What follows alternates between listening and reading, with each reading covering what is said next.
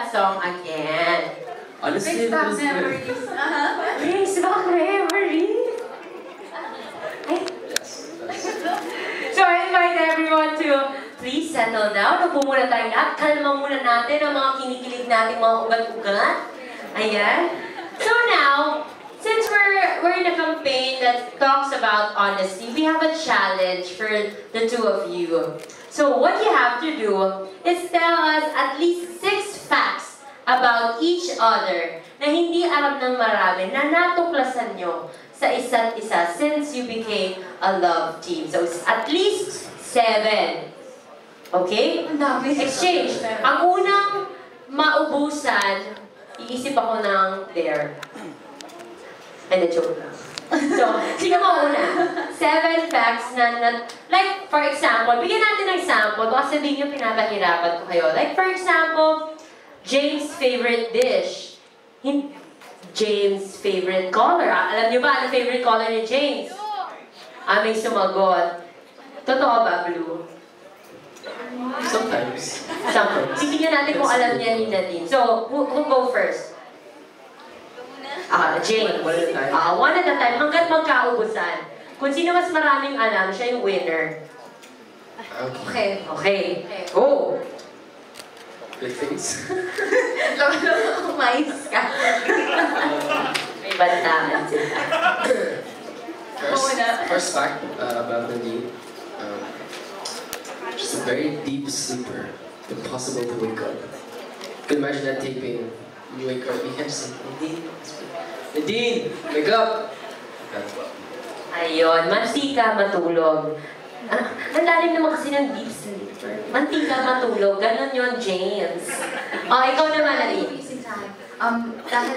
Dahil sa tulog to, antukin siya. Antukin. Pero, Masandal tulog. talaga? Naintindihan mo yun, James? Yeah, of course. Ayan. Totoo, kaya huwag ka masyado sasandal. Huwag ka makatulog ka.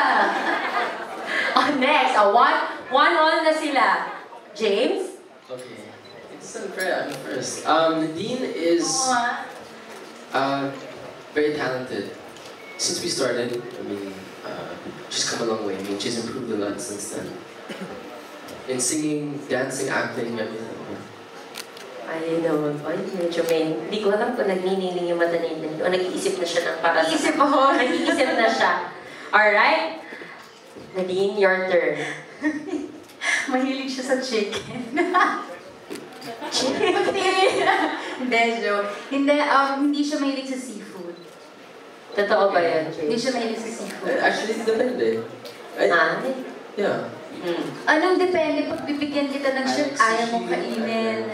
Hindi, pagka yung shape ng fish, like yung shape, ganon, ayaw niya. Bakit? Alam mo rin ba kung bakit? +1 ka pag nasagot mo Parang kung feeling bakit. daw kasi niya, ewan ko, anong waway? Di mo alam. I forgot! Wait lang. Parang di daw niya kayang kainin kasi, ano ba?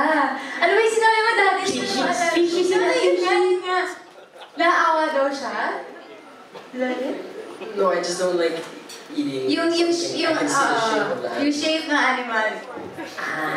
I like the chun. But if it's sitting there in front of me with an apple in its mouth, I can't eat O, it. dad na ako sa Apple, My name is Apple. No. When I see the whole thing, it's hard for me to eat.